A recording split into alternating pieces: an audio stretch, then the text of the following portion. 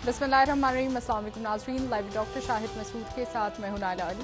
नाज़रीन, वज़ीर आज़म शहबाज शरीफ साहब की ज़ेर सदारत आज वफाकी काबीना का इजलास हुआ। इजलास में वज़ीर आज़म ने IMF डील पर वज़ीर ख़जाना और उनकी टीम को मुबारकबाद दी, जबकि बिलावल भुट्टो ज़रदारी साहब जापान के 4 रोज़ा दौरे पर हैं, जहाँ उन्होंने जापानी वज़ीर ख़ारजा से मुलाकात की। मुलाकात में 2 तरफ़ा उमूर पर बातचीत की गई, जबकि नवाज शरीफ साहब ने आम इंतखाबात के लिए मरीम नवाज साहिबा को मंशूर कमेटी तश्कील देने की हिदायत कर दी है। इस समेत दिन भर जो हम मौज़ूआत रहे उन पर बात करेंगे। हमारे साथ स्टूडियो में मौजूद हैं डॉक्टर शाहिद मसूद।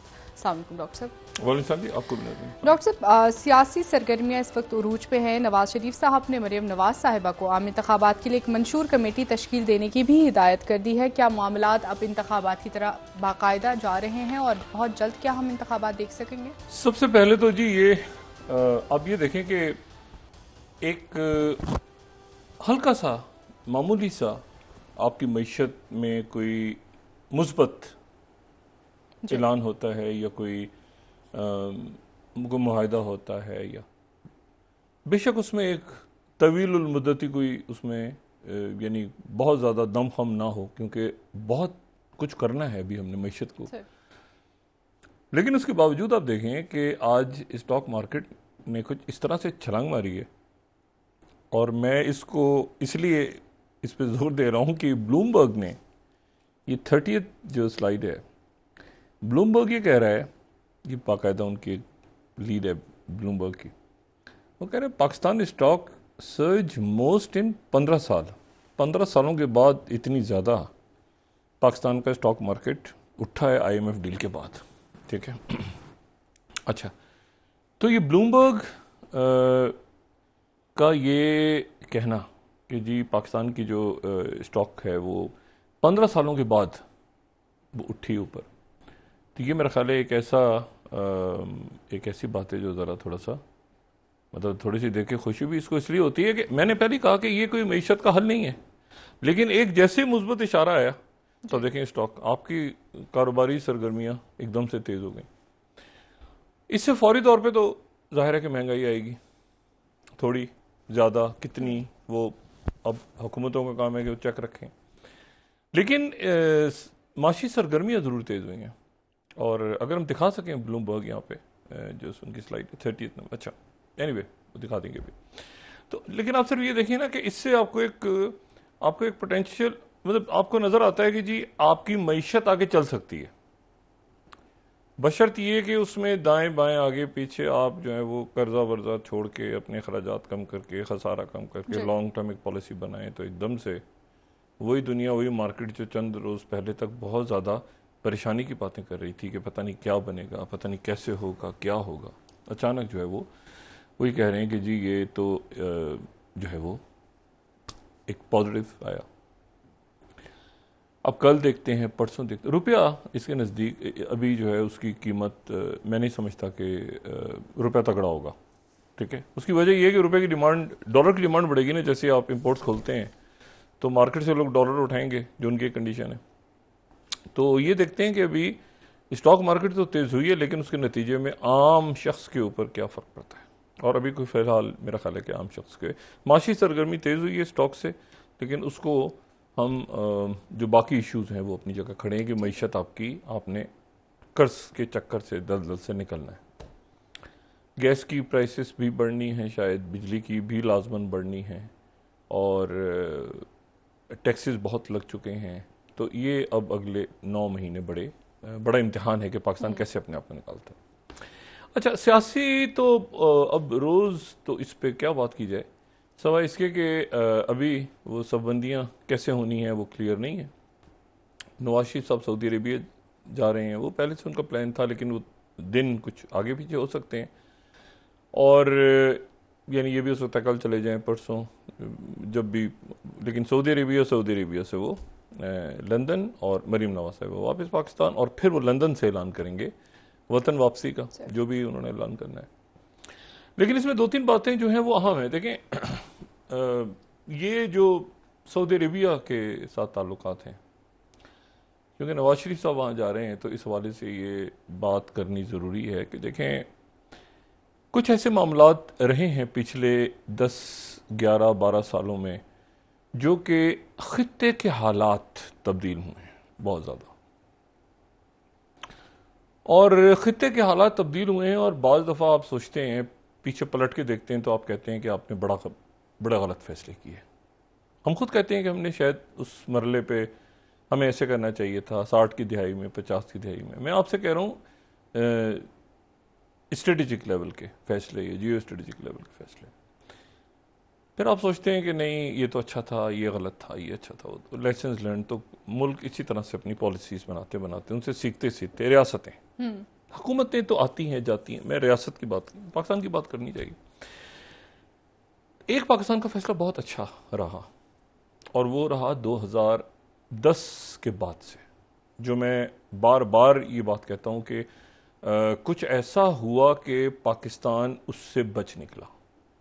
दो चीजों से पाकिस्तान बचा है। एक तो अफगानिस्तान के अंदर से जो लोगों का कहना यह था, देखिए हमारे यहाँ दहशतगर्दी हो रही है, लोग आए साइड, लेकिन जो कहा जा रहा था कि पाकिस्तान एक कंबोडिया बन जाएगा वियतनाम से निकलने के बाद, जो कंबोडिया का, वो तो अल्लाह का शुक्र है नहीं हुआ। और पाकिस्तान के अवाम ने भी और सिक्योरिटी फोर्सेस ने भी उस नजरिए को ही खत्म कर दिया हमेशा के लिए, जहां एक शिद्दत पसंदी और दहशतगर्दी और ये गुड तालिबान और बैड तालिबान, मतलब तालिबान मौजूद है वहां, लेकिन वो भी आहिस्ता आहिस्ता धीरे धीरे आप नोट करेंगे आने वाले दिनों में वो सारे जो हैं, ये लफ्ज़ ही गलत था, गुड तालिबान बैड तालिबान, वो तालिबान की हुकूमत भी वो ग्रेजुअली दुनिया के साथ शामिल हो जाएगी, शामिल हो चुकी है बड़ी हद तक, लेकिन आहिस्ता आहिस्ता आहिस्ता आहिस्ता करके वो बेहतरी की तरफ जाएगी। ये टर्म्स वो थी जो वॉर ऑन टेरर के दौरान अमेरिका ने निकाली थी। लेकिन असल बात यह कि शिद्दत पसंदी जो है, इंतहा पसंदी, उसको कम हो किसी तरह से, बच्चियों के स्कूल वहां पे खुलेंगे सारा। दूसरा जो मामला पाकिस्तान ने अपने आप को बचाया है, उसका ताल्लुक इस दौरे से, या उसका ताल्लुक ये जो इस वक्त बहुत, और वो है कि ये जो सो कॉल्ड अफरा तफरी थी अरब दुनिया में, मुसलमान दुनिया में, जिसको अरब स्प्रिंग का नाम दिया गया, जो इंतशार था, एक फसाद था, इसके दौरान कई मुल्क, मैंने आपसे बताया कि पाकिस्तान ने बतौर रियासत हमने मीडिया में ये डिसाइड कर लिया था कि हम अरब स्प्रिंग को पाकिस्तान में नहीं दिखाएंगे टीवी चैनल्स पे। ये खामोश आप समझें कि एक तरह से पाबंदी कह लें, या एक पाबंदी नहीं, हमारा यानी मीडिया का अपना फैसला था बिल्कुल, कि हम जो है वो बहुत ज़्यादा अरब स्प्रिंग को, क्योंकि अरब स्प्रिंग बुनियादी तौर पे एक फसाद था, तो कोई बड़ी खबर आई कि जी कर्नल गद्दाफी की हुकूमत गिर गई है या कोई और कुछ हुआ है, तो फिर वो कवर हुआ, लेकिन अदरवाइज वहां जो दंगा फसाद हो रहा था उसको पाकिस्तान ने कवर नहीं किया। लोग अपने तौर पे जाके, मुझे कई जगह जाने का इत्तेफाक हुआ, लेकिन हम वो ये नहीं कि वहां से जाके आप बता रहे हैं खड़े होकर कि जी यहाँ पे ये हो रहा है, क्योंकि वो बुनियादी तौर पे तो एक फसाद था। अब उसके दौरान एक ऐसा मामला आया था जिसमें पाकिस्तान की, अच्छा पाकिस्तान ने, हमारे यहाँ वो नहीं आया, हमारे यहाँ ये दाइश वाइश इस किस्म की चीज़ें आई भी तो उनको ख़त्म कर दिया, लोगों ने एक्सेप्ट नहीं किया। लेकिन उस दौरान स्ट्रेटेजिक एक पाकिस्तान पे दबाव था, और वो था यमन के हवाले से। और अब आप पलट के देखते हैं तो आप कहते हैं कि आपने बहुत अच्छा फैसला किया था कि आपने अपने आप को यमन की जंग से दूर रखा था। तो पाकिस्तान से कहा जा रहा था कि आप यमन के अंदर, तो बड़ा टैक्टफुली 2015 के बाद खास तौर पे ये दबाव बहुत ज़्यादा हो गया था, ठीक है, अमेरिकन भी कूद गए थे यमन में। तो ये था कि पाकिस्तान ने अपने आप को अलग रखा यमन की जंग से, और उस वहाँ पर जो एक कत्ल व गारत से, लेकिन किसी न किसी सतह पे, ये मैं बहुत अथॉरिटी के साथ कह रहा हूँ कि पाकिस्तान ने बतौर एक रियासत, ये जो कशीदगी ख़त्म हुई ईरान, सऊदी अरेबिया, टर्की, इसमें एक रोल ज़रूर प्ले किया पाकिस्तान ने, लेकिन वो रोल मुफाहमत का रोल था इस दौरान। वो थोड़ी सी कई मुल्क नाराज भी हुए, कई मुल्कों के दरमियान, लेकिन वो फिर आपस में जो कि सब इकट्ठे हो गए इस वक्त और सब एक ब्लॉक में हैं, तो ये पाकिस्तान ने उस वक्त साइड्स नहीं ली, कई मुल्कों ने साइड्स नहीं ली, ओमान ने साइड नहीं ली। इसीलिए ओमान ने, आप देखें कि ये यमन के अंदर और सऊदी अरेबिया और ईरान के ताल्लुकात में ओमान, कई मुल्क ऐसे, तो पाकिस्तान ने भी साइड नहीं ली और पाकिस्तान ने भी अपने आप को उस फसाद से दूर रखा। लेकिन इस दौरान नाराजगियां जरूर हुई पाकिस्तान की कि जी आप यमन के अंदर फौज, पार्लियामेंट में चला गया मामला, जब हम उससे दूर है। और अभी देख के बड़ी खुशी हो रही है कि मुल्क आपस में, एक तो ये अरब स्प्रिंग और इस किस्म के फसाद सारे खत्म हो गए। दूसरी जो बात है, मेरे लिए थोड़ी सी वो देखें अभी तो सब बंदियां होगी, ठीक है ना। हो सकता है कि एक मुलाकात और हो पीपल्स पार्टी की क़यादत की मियां नवाज शरीफ साहब के लंदन जाने से पहले। बात सारी वही है कि क्या इलेक्शंस में बल्ले का निशान होगा या नहीं बैलेट पेपर, बात वही है।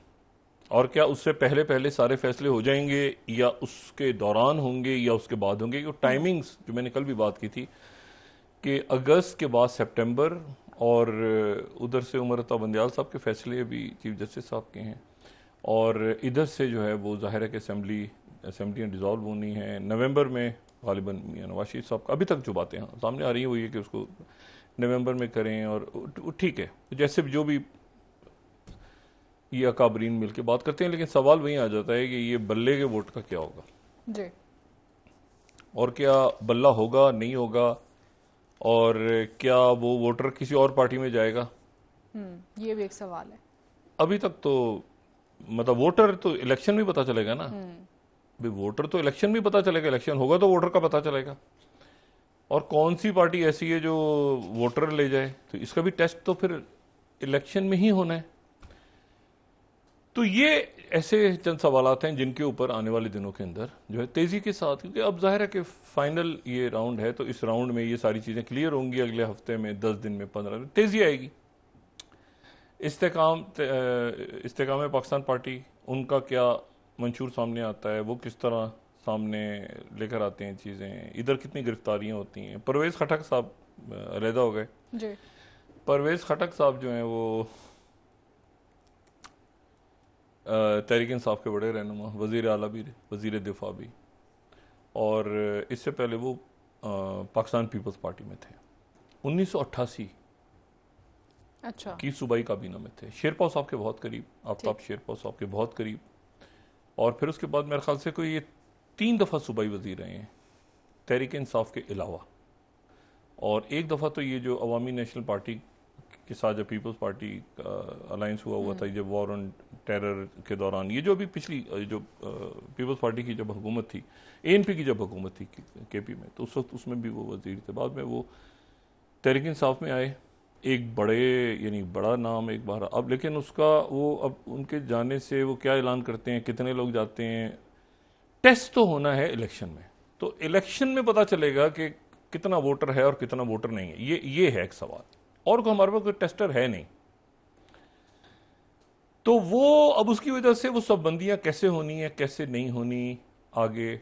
और अगर ये मौजूदा इत्तेहाद टूट जाता है, जो कभी कहा जा रहा है, पहले दिन भी हमने यही बात की थी कि ये आमने सामने पीपल्स पार्टी और वो साथ, हाँ एक साथ था, तो वो अब आमने सामने आते हैं, तो कब उसकी अनाउंसमेंट्स होती हैं, कब होगा, क्या वो जाहिर असेंबली ये हुकूमत टूटने के बाद ही ऐलान होंगे ना, उससे पहले तो आप ऐलान करेंगे कि हम इनके साथ नहीं, उनके साथ नहीं, तो हुकूमत की तो वो एक खास तरीके से। लेकिन फिर उस टाइम के अंदर वो कैसे एक दूसरे के मद्दे मुकाबले खड़े होंगे, तो ये भी देखना है।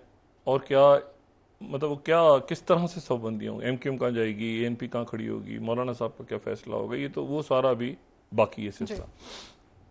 लेकिन वो कहते हैं ना, वक्त कम है, मुकाबला सख्त, के ये फैसले जल्द करने हैं और तेजी से होने हैं। अब इसमें जो है वो तो यहां पर रुके हुए हैं सारे कि अब देखते हैं कि आगे क्या होता है। लेकिन एक बात और देखें, मैं वही बात कहता हूँ, जैसे खित्ते के वाकयात बहुत सारे मामला तय कर रहे हैं ना। अब आप देखें तो आपको पता, आप सब कह रहे हैं, जैसे हमने भी कहा कि जी बाहर फैसले हो रहे हैं, आगे हो रहे हैं, पीछे हो रहे हैं, पहले क्यों नहीं हो रहे थे, दरमियान में क्या सूरत हाल डेवलप हो गई थी क्या। तो अब अगर हम बात सऊदी अरेबिया की कर रहे हैं, तो असल में हम आप समझ लें कि सऊदी अरेबिया के साथ यूएई भी है, तो टर्की भी है, तो सारे मुल्क अब सब एक हैं इस वक्त, ठीक है ना। वो सारे इख्तलाफात खत्म हो गए, जो मेरा ख्याल है कि एक बहुत बड़ी अचीवमेंट है। और इसमें चाइना का बड़ा रोल है। और पाकिस्तान ने जो है वो इस तमाम अरसे में देखें ना, सऊदी अरेबिया के साथ भी आप रहे, टर्की के साथ भी रहे, कतर के साथ भी रहे, ईरान, तो पाकिस्तान ने अपने आप को बड़े तरीके से बतौर रियासत चलाया। जो मैं हमेशा कहता हूं ना कि हमारे स्ट्रेटेजिक फैसले इस पूरे अरसे में ठीक रहे, और ये मैन मेड क्राइसिस। अब दूसरी जो एक बड़ा, यानी आप as a student of geopolitics आप जरा समझने की कोशिश करें, तो एक समझ में नहीं आती बात।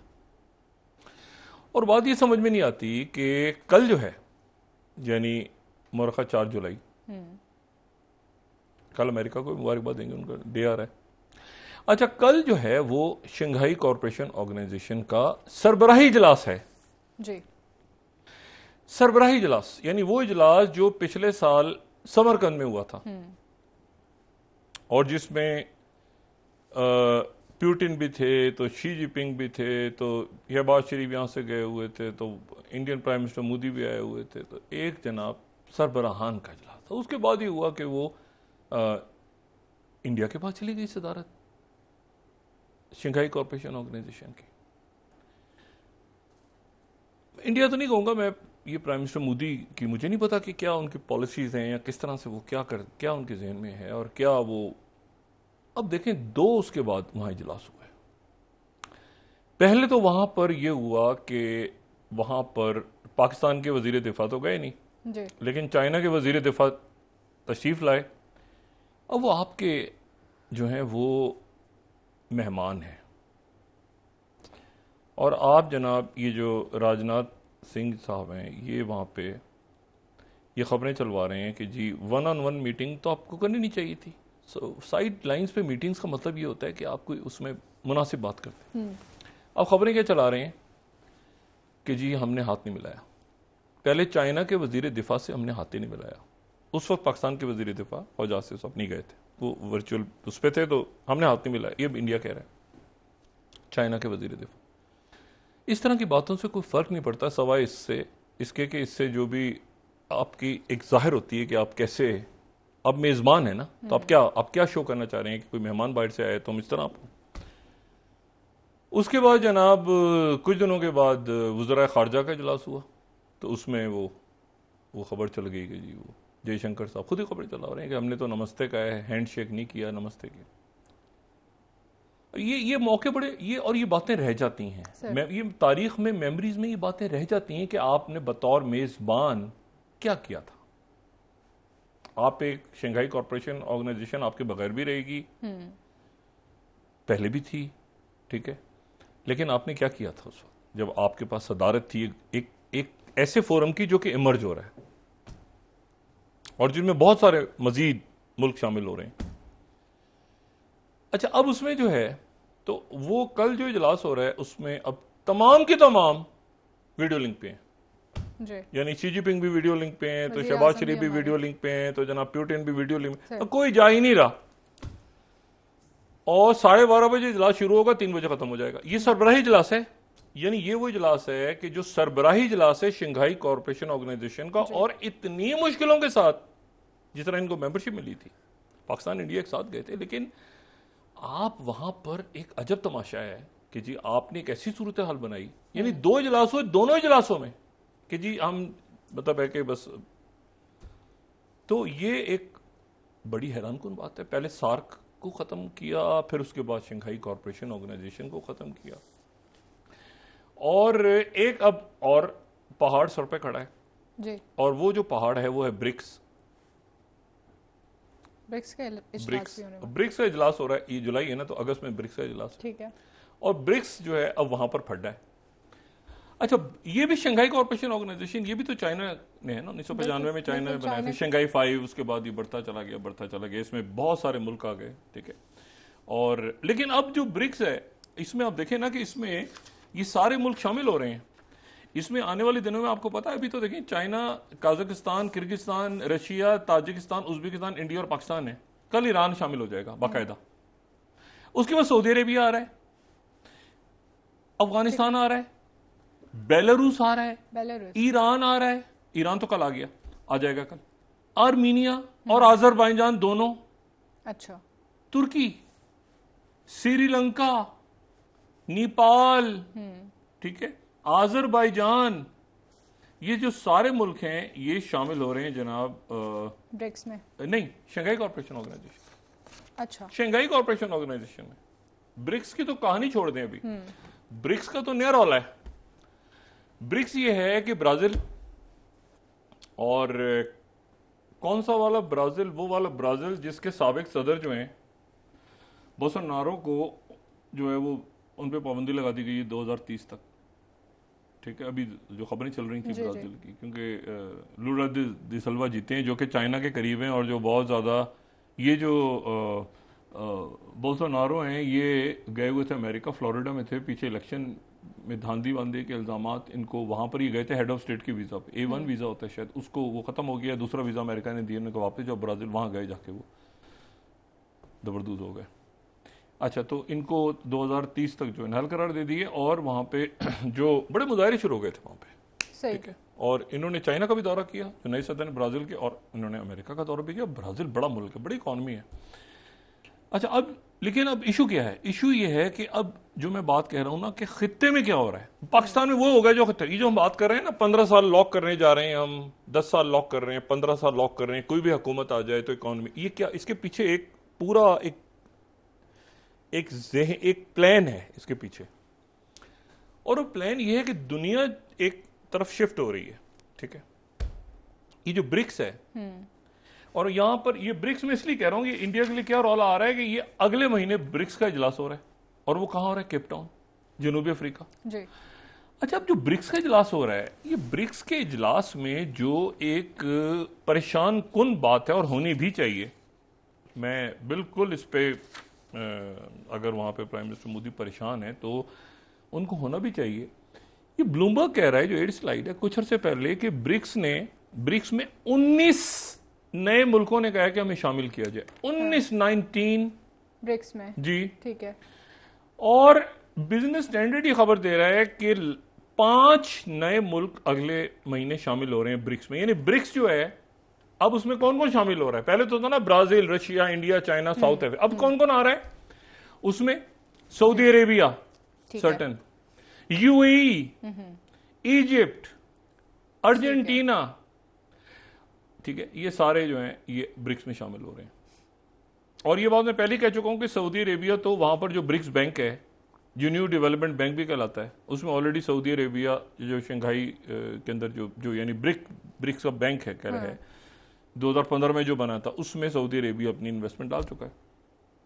मैं लोगों को याद दिला दूं ये लिंक, सऊदी अरेबिया ये 11वां जो है, ठीक है ना, सऊदी अरेबिया इन टॉक की बात हम पहले भी कर चुके हैं बहुत दफा। लेकिन इंपॉर्टेंट बात यह है कि ये ब्रिक्स जो है, फिर उसके बाद ये इस ब्रिक्स में जो कहते हैं ना वन ऑड मैन, अच्छा 19 मुल्क हैं, और ये असल में 19 भी नहीं, वो 30, कुछ जगहों पे तो ये कहा जा रहा है कि इसमें 30 मुल्क ऐसे हैं, ये अगर हम दिखा सकें, ये ऑस्ट्रेलियन थिंक टैंक की, BRICS is ready to expand, BRICS member countries that express interest in joining bloc, और ये देखें अब आप पूरा नक्शा, BRICS is ready to expand, ठीक है। और ये ब्रिक्स है, ये एससीओ नहीं है, ये ब्रिक्स है। और ब्रिक्स के अंदर यूएई, सऊदी अरेबिया, आगे पीछे दाएं, और सबसे जो एक दिलचस्प बात, एक मुल्क ने ये कहा है कि जी, ये 9th स्लाइड, उनके वजीर खारजा ने बयान दिया आज, उन्होंने कहा हम भी अगस्त में ब्रिक्स में आ रहे हैं। अच्छा जी, हाँ, बांग्लादेश ये उनके जो वजीर खारजा हैं मोमिन, इन्होंने ये बयान आज ही दिया है कि बांग्लादेश भी ब्रिक्स का मेंबर बनने जा रहा है अगस्त में। अब मुझे आप ये बताएं कि नेपाल, सऊदी अरेबिया, कतर, मिस्र, मतलब उधर से ब्राजील, उधर से रशिया, उधर से चाइना, उधर पाकिस्तान भी, लाजम पाकिस्तान बनेगा इंशाल्लाह इसका मेंबर कमिंग डेज में। आपको पाकिस्तान इसका ब्रिक्स ज्वाइन करेगा, जब भी ज्वाइन करे, और तेजी के साथ ज्वाइन करेगा पाकिस्तान। अब इशू ये है सारा कि इसमें इंडिया जो है वो यानी एक तो बिल्कुल अपने उसके पड़ोसी निकल गया। अच्छा, जितने मुल्क जा रहे हैं, ये जितने अरब मुल्क अभी शामिल हो रहे हैं ना ब्रिक्स में, ये अभी जो 5 मेंबर शामिल हो रहे हैं अभी, ये सारे बेल्ट एंड रोड के अंदर हैं जी, सारे के सारे। अब मुझे बताएं कि इसमें एक इंडिया बैठ के क्या करेगा? आप एक के वजीर दिफा से हाथ नहीं मिला रहे, एक के वजीर खारजा से हाथ नहीं मिला रहे, एक से आप उधर कुट्टी करके बैठे हैं, उधर। अच्छा, जेनेट येलन जो है, येलन जो के सेक्रेटरी खारजा हैं अमेरिका की, वो इस हफ्ते जा रही हैं चाइना। ये सेक्रेटरी ब्लिंकन के बाद दूसरा उनका दौरा है, ठीक है। और चाइना बहुत सारे टॉपिक से वो बात करेंगी, लेकिन उसमें से एक टॉपिक जो है वो उनके सेमीकंडक्टर्स के हवाले से, उस पर कल जरा बात करेंगे डिटेल में। लेकिन वो चाह रही है कि इतनी बड़ी मार्केट है तो ये मार्केट जो है किसी तरह ख़राब ना हो। ज़ाहिर है चाइना एक बहुत बड़ी मार्केट है, अमेरिकन सेमीकंडक्टर्स जो हैं और जो चिप्स हैं उनकी, तो उसकी मार्केट वहाँ पे ख़राब नहीं होनी चाहिए। और ये ज़हन में रखें, जो 20 स्लाइड है कि कुछ अर्से पहले बीजिंग ने ये मिक्रॉन को, एक कंपनी है, बहुत बड़ी कंपनी है, इसके ऊपर पाबंदी लगा दी थी नेशनल सिक्योरिटी की वजह से, ठीक है। और ये जो है ये ज़ाहिर है चिप्स सप्लाई करती है और ये साइबर स्पेस में आगे पीछे, और इसके ऊपर पाबंदी लगाती थी। बहुत बड़ी मार्केट इनकी चाइना से निकल गई थी, ठीक है। अब आपको समझ में आ सकता है कि इन्होंने इंडिया के साथ डील क्यों की, हाँ। ठीक है। अमेरिका की इन्होंने डील क्यों की, क्योंकि चाइना जो है उन्होंने कहा था कि हमारे पास से आप, उसमें बाद में 12, लेकिन ये लिंक है आपस में। चाइना ने बैन किया तो फिर उनकी डील इंडिया के साथ हुई। अब ये अलग बात है कि सेमीकंडक्टर का इकोसिस्टम क्या होता है, फलाने में, उसके बाद में बात करेंगे। लेकिन मैं आपसे ये बता रहा हूं कि अमेरिका इस वक्त चाइना के साथ अफोर्ड नहीं कर सकता कि वो अपने आप को, यानी इकोनॉमिकली अपने आप को, ये ग्लोबल साउथ वाली बात की थी ना जो अजीब सी है, लेकिन ये बहरहाल इस्तेमाल हो रही है, global south in developing country. तो डेवलपिंग कंट्रीज ब्रिक्स के बाद जा रहे हैं, क्योंकि ब्रिक्स बैंक जो है उसने 96 मंसूबों पे ये 4 मुल्कों को ही कर्जा दिया, और ब्रिक्स करेंसी आ रही है सामने, ठीक है। और ब्रिक्स करेंसी अगर सामने आती है, अब ये ब्रिक्स करेंसी सामने आती है, वो कितना डैमेज करती है, कितना डैमेज नहीं करती, लेकिन इस पे कमेंट्स देने से पेशतरी मैं फॉरेन पॉलिसी अमेरिका का कोट कर देता हूं 12वीं, अभी फौरी तो नहीं करेगी, लेकिन आगे जाके अब BRICS currency could shake the dollar's dominance, ठीक है ना। तो ये जो 12वीं स्लाइड है, आगे जाके ब्रिक्स कंट्री, और आपको पता है कि हमने, पाकिस्तान ने, ये जो रशियन ऑयल है, हमने तो पेमेंट नहीं की, ये आपको पता है, हमने तो पेमेंट डॉलर्स में नहीं की ना, हमने किस करेंसी में की है वो भी देख लेते हैं। अच्छा। हमने चाइनीज में की है, इसमें की है। लेकिन एक और खबर आज राइटर्स ने ब्रेक की और वो बड़ी इंटरेस्टिंग है। हाँ। और इस राइटर्स की खबर को पढ़ने के बाद मेरा ख्याल ये है कि जो वहां पे वॉल स्ट्रीट में, वाशिंगटन डीसी में बैठे हुए लोग हैं, वो अपना सर खुजा रहे होंगे कि ये क्या है। ब्रेक भी राइटर्स ने की, और वो 32वीं स्लाइड है। वो कह रहे हैं कि India refiners start your payments for, मतलब वो भी चाइनीज करेंसी यूज कर रहे हैं, रशियन ऑयल का। आप अंदाजा लगाएं, यानी आप ये देखें कि सरकारी तौर पे आप उधर हैं, लेकिन आपके जो लोग हैं खुद इंडिया के अंदर, उन्होंने रूल तोड़ के वो चाइनीज करेंसी पे कर रहे हैं और चाइनीज करेंसी में रशियन ऑयल ले रहे हैं। अब ये मुझे बताएं आप क्या बात करते हैं। यानी आप देखें, डॉलर डोमिनेंस है, पैरेलल करेंसी बन रही है ना, पैरेलल करेंसी बन रही है दुनिया में, और ब्रिक्स में वो मैक्रोन भी आना चाह रहे हैं, और वो सऊदी अरेबिया भी आ रहा है, पाकिस्तान भी आ रहा है। मुझे बताएं, इसमें ऑड मैन दरमियान में नहीं होता, मतलब Shanghai corporation organisation China based. अब इसमें कौन से मुल्क हैं? आज देखें, ये बड़ा जुल्म हुआ है। ये 2002 के बाद पहली दफा ये हुआ है कि इसराइल ने ये जनीन का जो शहर है, ये जनीन का शहर मगरबी किनारे में, वहां दाखिल होकर प्रॉपरली वहां पे फलस्तीनी शहीद हुए। तो एक OIC पहले स्वीडन के हवाले से उन्होंने माजरत वगैरह की, अल्लाह करे ये मामला थम जाए। ये भी फ्रांस में हो रहे हैं मुजाहरे, ये कम हो जाए। मैं से भी कह रहा हूं कि पाकिस्तान एक बड़े ब्लॉक का हिस्सा बनने जा रहा है। एक बड़ा दुनिया जिस तरफ, तमाम दुनिया जिस तरफ जा रही है, पाकिस्तान अंदरूनी अपने खिलफिशार और पॉलिटिक्स से हट के एक बड़े डिफॉल्ट तो नहीं हुए ना। ये चीजें भी आगे अपनी सेल्फ करेक्शन, अखराजात कम करो, टैक्स लगाओ, ये अंदरूनी मामला हैं। स्ट्रेटेजिकली आप देखें, आप कंटेन भी नहीं हुए, आपके ऊपर फॉलो आउट भी नहीं हुआ, आप दुनिया में बैलेंस, अमेरिका से अलग नहीं हुए हैं, अमेरिका से आपके अच्छे ताल्लुकात हैं, ठीक है, लेकिन आप उस पूरे बड़े ग्लोबल सिस्टम का, जिसने ना सिर्फ ज्योग्राफिकली बल्कि इकोनॉमिकली भी इंडिया को, इनको नहीं पता ये कंटेन हो गए। भाई चाइना को कंटेन करना था, म्यांमार, और आप बात सुने ना, म्यांमार के साथ उनकी एक्सरसाइजेज हुई हैं। आज उन्होंने उनकी प्रॉपर एक्सरसाइज, 18वीं से उनकी जो फैल्कन स्ट्राइक 2023 हुई है, 18 स्लाइड, तो ये चाइना थाईलैंड जो है ये जॉइंट एयरफोर्स एक्सरसाइजेस कर रहा है। देखिए, बात ये है कि आप कह रहे हैं कि जी वो हमने वो वहां पर ट्राई, वो जो एक वो बनानी है, सड़क बनानी है, ठीक है ना, पहले म्यांमार को गालियां दे रहे थे, अब वो थाईलैंड उनका हिस्सा, वो ये मुल्क देखें, अब नेपाल, पाकिस्तान, बांग्लादेश कह रहे ब्रिक्स का हिस्सा है अब, ठीक है, उसके बाद बेल्ट एंड रोड का भी वो हिस्सा है, इसका भी हिस्सा है।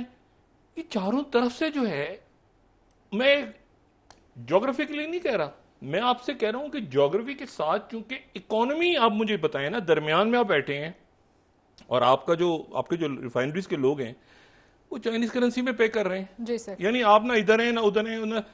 तो ये एक ऐसा इशू है कि जिसको, और मेरा अपना ख्याल था कि एससीओ की समिट बहुत अच्छी जाती। अगर ये पहले अच्छी मेजबानी करते, मोदी सरकार करती, मैं इंडिया को नहीं, मोदी सरकार, तो बहुत अच्छा होता कि पाकिस्तान से, चाइना से। देखिए समरकंद गए ना पिछले साल सारे, लेकिन जब आप हाथ ही नहीं मिलाएंगे किसी से, और इतनी आपका बिल्कुल अजीब और गरीब किस्म का राजनाथ सिंह, और ये तो उसके नतीजे में आप आइसोलेशन में गिरे। अब ब्रिक्स में सारे आ रहे हैं, सऊदी अरेबिया आ रहा है, यूएई आ रहा है, वो बड़ी इन्वेस्टमेंट्स के साथ, उधर से रशिया है, चाइना है, और वो मतलब है कि सारे मुल्क आ रहे हैं। मैक्रोन कह रहे हैं मुझे बुलाएं। सर बिल्कुल ठीक कह रहे हैं। रशिया ने थोड़ा सा उस पे एक ब्रेक ले लेते हैं डॉक्टर साहब, वापस आके बात करेंगे। नाज़रीन हमारे साथ रहिएगा।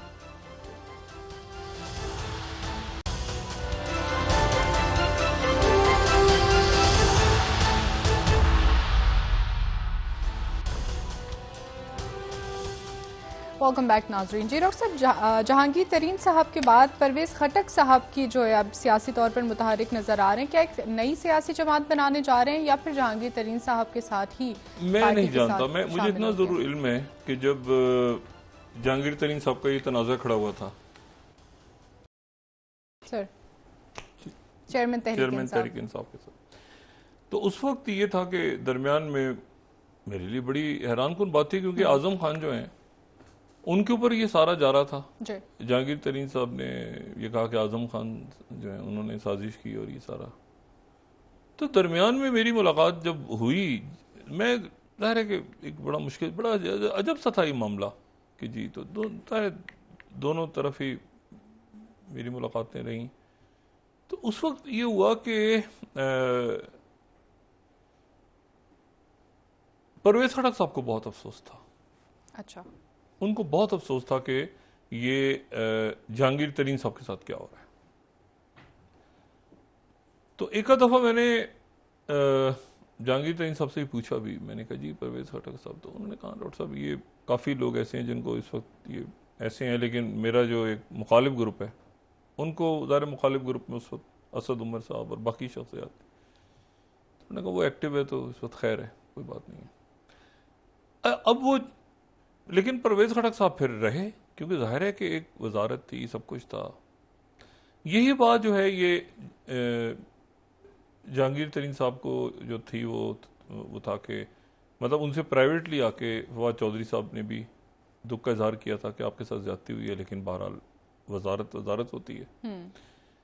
परवेज खटक साहब भी उस वक्त जाहिर है कि ज़ाती तौर पे अपनी एक अफसोस का इजहार कर गए थे, लेकिन बहरहाल हुकूमत को छोड़ना आसान नहीं होता। लेकिन बाद में फिर जाके ये हुआ कि अब मुझे ये नहीं पता कि परवेज खटक साहब अपनी कोई जमात बनाते हैं या वो, क्योंकि उनको लाने, मतलब उनको लाना तो नहीं कहूँगा मैं, यानी उनको काफ़ी, यानी जहांगीर तरीन साहब ने सपोर्ट किया पार्टी में, जितना अरसा भी वो रहे, तो जहांगीर तरीन साहब की काफ़ी उनको यानी जहांगीर तरीन साहब की बहुत हमायत हासिल थी। लेकिन जैसे कि सियासत में हमेशा होता है कि जहांगीर तरीन साहब ये भी कहते रहे कि यार आजम खान को तो मैं लाया था ऊपर, तो आजम खान ने मेरे साथ क्या किया है। तो वो मतलब अब वही जो कि चेयरमैन पीटीआई भी रोज उनको पता चलता है कि फलाने ने ये किया उनके साथ। तो मसला ये है कि ये तो एक मतलब एक पावर गेम है, ठीक है। अब आप इसमें जो भी इसको उसका नाम रख लें, तो इशू इसमें जो इशू सारा ये है, तो मुझे नहीं पता कि ये उनके साथ जाते हैं परवेज खटक या अपना एक अलग पार्टी बनाते हैं। हो सकता है अलग पार्टी बना लेंगे क्योंकि कहा जा रहा है कि उनकी, मगर वो फिर इलाकाई सी पार्टी हो जाएगी, ये तो केपी की तक पार्टी हो जाएगी। मेरे ख्याल जहांगीर तरीन साहब की कोशिश ये होगी और अलीम खान साहब की कि ये कोई कौमी रंग इख्तियार करे, मतलब ये कोई जनूबी पंजाब की पार्टी हो तो जनूबी पंजाब महाज टाइप पार्टी बन जाएगी ना। मतलब उनकी कोशिश ये होगी कि इसमें केपी से भी हो, कोई कराची से भी हो, कोई जो है वो सिंध के बाकी इलाकों से हो, कराची समेत, इसमें बलूचिस्तान से, तो कोई लोग हो ना, तो आपको कौमी सा एक नजर आता है। तो अब लेकिन उसमें यह है कि देखना यह है कि जो डिमांड थी परवेज खटक साहब की, डिमांड बड़ी थी उनकी इस्तेकाम पाकिस्तान पार्टी से, शुरू में वो डिमांड पूरी नहीं हो रही थी। अब देखना है कि अब चूंकि इस्तेकाम पाकिस्तान पार्टी को भी जरूरत है, तो शायद वो शराइत कबूल कर लें और वो आ जाएं उधर। तो लेकिन शुरू में जब बहुत सारे लोग आ रहे थे ना, तो उस वक्त मेरी बात हुई थी दोनों तरफ के लोगों से, तो उन्होंने कहा कि जी परवेज खटक साहब की डिमांड बहुत ज्यादा है, हमारी तहरीक आम पार्टी तो इस वक्त मतलब बहुत ज़बरदस्त होने जा रही है, तो उसमें इतनी सारी हम डिमांड्स तो पूरी नहीं कर सकते परवेज़ खटक तक। लेकिन अब वो इस्तेकाम पाकिस्तान पार्टी जो है वो उस तरह तो अभी तक नहीं आई सामने, तो अब शायद वो शराइत मान लें उनकी और वो आ जाएं परवेज़ खटक साहब। उनको भी जरूरत है कि मेरा कोई पंजाब में फुटप्रिंट होना चाहिए। पार्टी में यकीनन कदावर शख्सियात मौजूद हैं, लेकिन क्या आप समझते हैं कि वोट बैंक भी उतना इलेक्शन होगा तो पता चलेगा, इलेक्शन होगा तो पता चलेगा। मैं एक बात सिर्फ जानता हूं कि जो आम शख्स है, देखें आप 1000 किस्म का इख्तलाफ कर सकते हैं, सियासी इख्तलाफ जी, लेकिन नवाज शरीफ साहब ने अब अगले इलेक्शन में ये कह दिया कि आपने आना है तो आप शेर का निशान लेकर शामिल हो जाएं, मैं इत्तेहाद नहीं बनाऊंगा। मेरा ये ख्याल है कि पार्टियों को अपने जो एक तो मंशूर है, अब जाहिर है लोग इससे मतलब है कि सब दोस्त अहबाब हैं, उनकी अपनी वो है इख्तलाफ राय कहें जो भी, लेकिन ये जो चीज़ होती है ना, इसको चखा हुआ है पहले, सबसे पहले तो चखा हुआ है इसको भुट्टो साहब ने जी। इसको बेनज़ीर साहिबा ने भी चखा हुआ है कि बुरे वक्त में कैसे छोड़ा जाता है, इसको नवाज शरीफ साहब ने भी चखा हुआ है बिल्कुल। अब इसको तहरीक इंसाफ चख रही है कि बुरे वक्त में जैसे ही आया तो वो कह रहे हैं हमें तो कौन था 9 मई, हमें तो पता ही नहीं था, क्या अच्छा ये भी था कुछ अच्छा हमें तो ये जो है ना, और वो जो बात उस वक्त थी ना कि जी देखें नवाज शरीफ साहब कहते हैं कि, तो नवाज शरीफ साहब ने भी कहा था ना कि वो कदम बढ़ाओ नवाज, मुझे सारे चढ़ा के पीछे पलट के देखता हूँ, वो बात सही थी। यही तो मामला अब आप देखें ना तहरीक इंसाफ के चेयर में, अब आगे जाए ना, हम हैं ना हजारों रहनुमा, कारकुन तो हैं, कारकुन तो फंसे हुए हैं। देखिए कारकुन वोटर तो अभी वो तो कोई जेलों में है, कोई किधर है, कोई क्या, वो तो अलग, लेकिन आप रहनुमाओं, कुछ रहनुमाओं को छोड़ के बाकियों ने देखें क्या किया, मतलब उन्होंने तो मतलब अजब से ही देखें बात ये सारी कि वो अच्छा उनका ये ख्याल है कि वो इसमें से बरी जमा हो जाएंगे, तो ये भी गलत है। अच्छा उनको पता भी नहीं अभी तक कि हमारे केसेस खत्म हो गए हैं या हमारे हैं या क्या है, क्या इशू ये सारी कि एक तो है मतलब कुछ शख्सियात तो ऐसी हैं जो उनको अच्छी पार्टियों में होना चाहिए, मगर ये हर रोज जो एक नजरिया चेंज हो जाता है ना कि आप उधर उसको बोलते बोलते नहीं देखिए इख्तिलाफ अलग चीज है, इख्तिलाफ होना, जैसे हम कहें शाहिद खान अब्बासी को इख्तिलाफ है, इख्तिलाफ अलग चीज है, मिफ्ता इस्माइल साहब को इख्तिलाफ है, ऐसा नहीं होगा कि आपने बुरे वक्त पे छोड़ दिया। देखिए इख्तिलाफ कुछ और है, अच्छा उस इख्तिलाफ की अब देखें लोग इज्जत भी कर रहे हैं, शाहिद खान अब्बासी और जो मिफ्ता इस्माइल है उसको मुस्लिम लीग नून के लोग भी इज्जत करते हैं क्योंकि वो इख्तिलाफ है ना, इख्तिलाफ कुछ और चीज है। लेकिन मसला ये है कि ये आप देखें ना मुस्तफा नवाज खोकर इख्तिलाफ है ना, इख्तिलाफ हुआ, वो पार्टी ने कहा नहीं हमारी पॉलिसी वो अलग हो गई, लेकिन ऐसा नहीं है कि बुरा वक्त आया तो अचानक से छलांग मार के 48 घंटों में सबने छलांग मारी और ज्यादा टाइम भी नहीं लिया, नजरियात ही बदल गए। कारकुन कौन से अंदर पड़े हुए हैं क्या है वो पूछा ही नहीं किसी को पलट के, उधर एक चेयरमैन है उनके साथ थोड़े से कुछ लोग हैं रहनुमा और बाकी कारकुन है जो जेलों में पड़े हुए हैं या इधर या वो मतलब मुख्तलिफ अंदाज में अपने उसका अपनी जो एफिलिएशन उसका इजहार कर रहे हैं। लेकिन आप ये देखें ना, ये कोई अब ठीक है उनका फैसला तो ठीक है मतलब, लेकिन अच्छा नहीं, बहुत ही अजीब सी बात है, हमें पता ही नहीं था, मतलब हम तो थे ही नहीं, हमें क्या पता कौन चेयरमैन तहरीक इंसाफ ने इतने साल वजारतों के मजे, फिर बाकी आपका मतलब कारोबार शारोबार ये वो चीजें सारी कर करा के तो उधर वक्त, तो ये चीज ऐसी है जिसको मेरा ख्याल है सियासत में डिस्करेज करना चाहिए। और नवाज शरीफ साहब ने तो किया तो अच्छा किया, मुझे तो ये अच्छा लगा फैसला, उन्होंने कहा जिसने आना है वो शामिल हो जाए साथ, अंदर आ जाए साथ, और ये अच्छी बात है, वो हम अपने कारकुनों को देंगे शामिल। तो पीटीआई में भी हुए थे ना, नहीं वो इसीलिए देखें, इसीलिए मैं कह रहा हूं कि ये जो अब मुझे बताएं कि अब तहरीक इंसाफ के चेयरमैन जो हैं क्या उनको ये चाहिए कि मुस्तकबिल में इन लोगों को ले लें, तो ये बड़ा डाउट है क्योंकि उनका अभी भी ख्याल है कि बहुत से लोग मुझसे मोहब्बत करते हैं और वो दबाव में आके चले गए, नहीं ऐसे नहीं होता, दबाव में आके ही तो साथ रहने। मोहम्मद खान साहब भी तो हैं दबाव में, मैंने आपसे कहा ना अली मोहम्मद खान है और बहुत सारे लोग हैं जो ऐसे वक्त पे खड़े हैं सर, ठीक है ना, मुझे नहीं पता असद कैसर साहब आके क्या फैसला करते हैं, लेकिन लोग खड़े अच्छे बुरे वक्त में खड़े तो है ना। अब जो भी उन पे इल्जाम है, जो भी ये यास्मीन राशि जो भी कहें, वो कम से कम खड़े तो है ना साथ। अब बाकी मसला ये है कि वो बाकियों ने तो कुछ देखा ही नहीं ना। बहुत शुक्रिया डॉक्टर साहब, प्रोग्राम का वक्त खत्म हो रहा है। नाजरीन कल इंशाल्लाह दोबारा, कोई दीवार टप के भाग रहा है, कोई सुरंग खोद के भाग रहा है, कोई इधर भाग रहा है, तो ऐसे लोगों को मेरा ख्याल है बार उनकी सियासत है, अब ठीक है जो भी फैसला करने, लेकिन कोई अच्छा तासुर नहीं चलता।